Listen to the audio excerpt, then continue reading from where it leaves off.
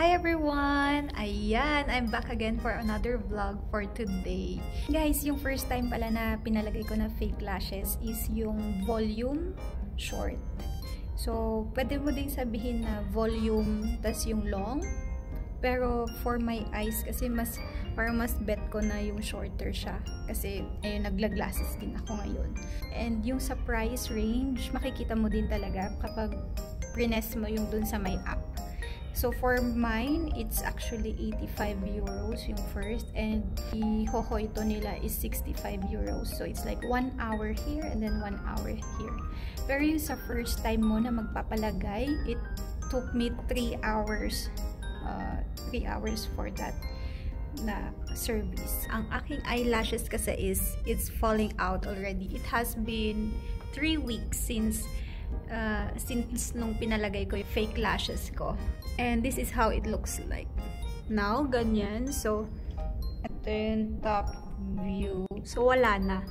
Wala na talaga. Nagsilagas na siya. Today, I have booked an appointment and my eyelash tech has confirmed and I have an appointment at 15 o'clock today. So, isasama ko kayo kung paano ba ang pag-eyelash nila dito sa Finland. But first of all, I also want to share to you kung ano ba yung app na ginagamit nila dito para sa mga salons and everything.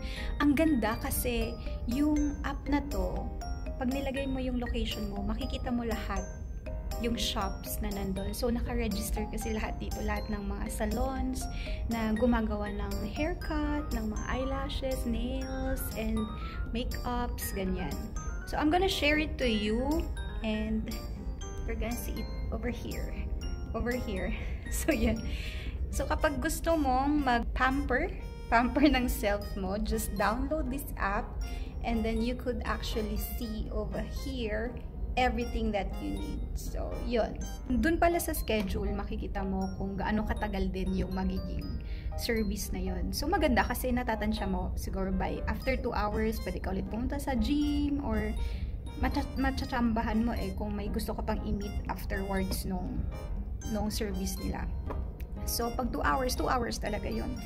And yung sa akin kasi is 2 hours yung kailangan kasi sobrang naghulugan na ang aking mga lashes. And this will cost me 65 euros for volume ulit na eyelash. But it's more cheaper kapag kunwari yung mga classic, maganyan yung mga i-avail mo. But yeah, this is something that I will give to myself and also to pamper myself from work and life, you know. So it's also good to give something for yourself and not always just for you to give everything for other people. So ayun naman guys ang ating gagawin today. So nasa work pa ako and after a while mag-out na ako because now it's already 2 o'clock. So may 1 hour pa ako dito sa work and then I will go. This is the last thing that I would do before I go out of work. So, dito, ikaw din maglalaba ng mga naihian ng mga bata. So, yan lang naman. Actually, madali lang naman kasi ilalagay mo lang dyan. And then, baho. So, bukas na lang ng umaga. And maglalagay na ako dito ng soap.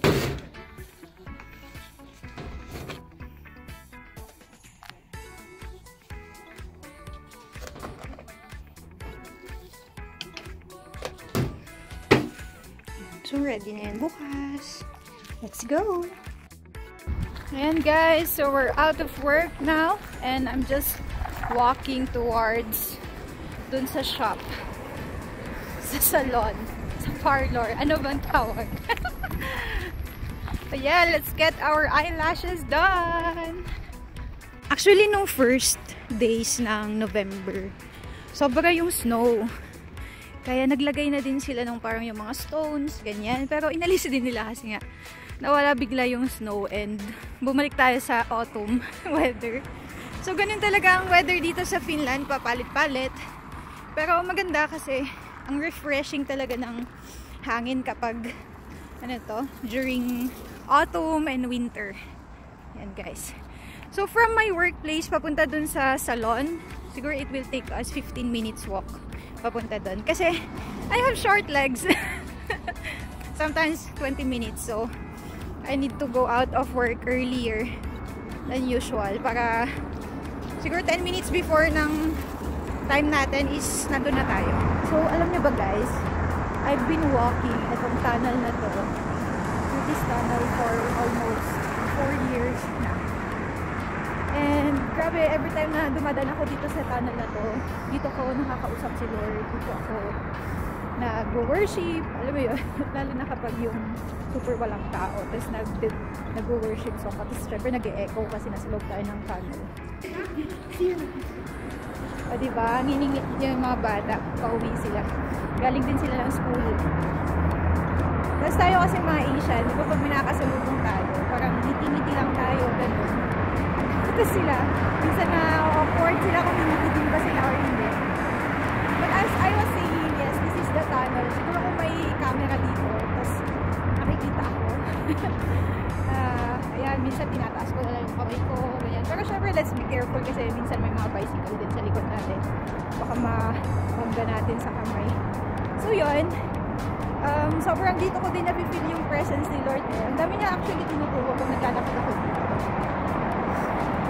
Dito niya din pinan talaga sa akin yun.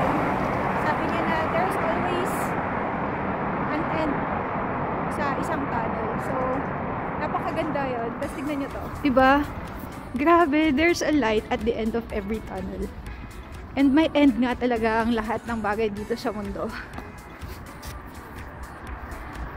Yes, napakaganda kapag yung end ng tunnel mo is sa heaven ka and si Jesus yung unang sasalubong sa'yo, diba? Napakaganda yun talaga.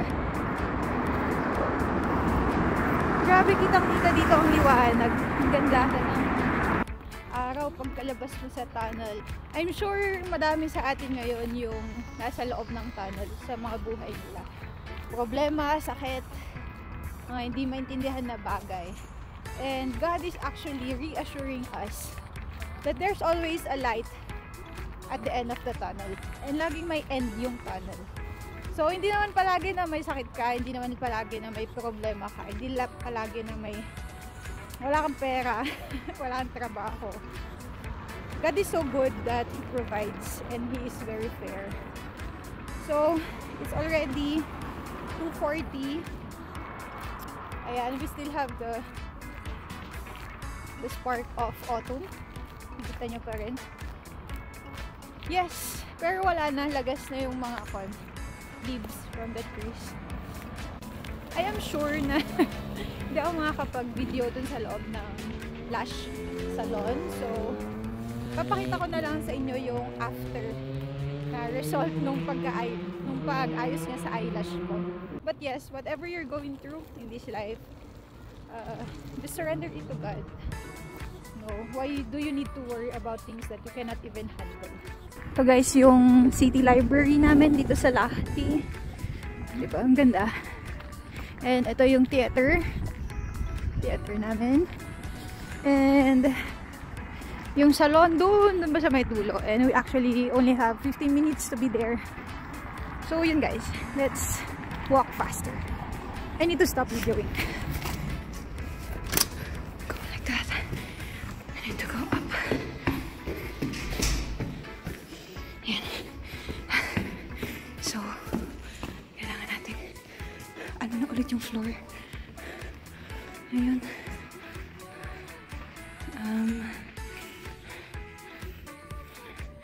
Ayun eh.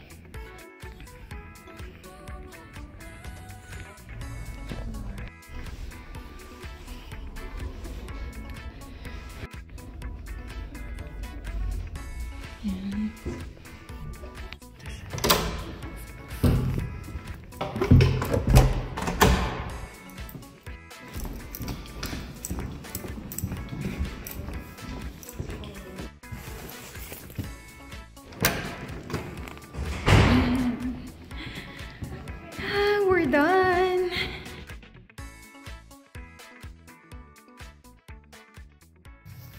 Okay, so we're done guys, and this is the final look. Ayan. So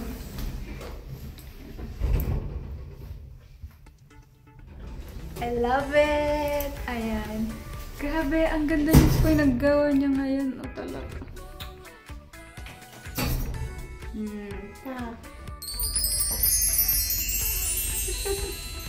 So, actually guys, dapat 65 euro yung babayaran ko. Pero sabi niya 60 euro na lang. So, I'm so happy. Ayun, mas shinorten niya pala kaysa nung last. Ganda! Ganda! I'm so happy. Okay, so let's go home. Yan, so we're done and we're going home. Grabe guys, ano na to, madilim na nung lumabas ako. Diba, maliwanag pa nung lumoob tayo, tapos madilim na nung lumabas tayo. Yan. So, thank you again guys for watching this vlog. I hope nakatulong ako dun sa mga nandito na kababayan natin na gusto niya din magpa-lashes or mag-pamper ng self niya. So, thank you again for watching this vlog and I'll see you again on my next upcoming vlogs. Bye!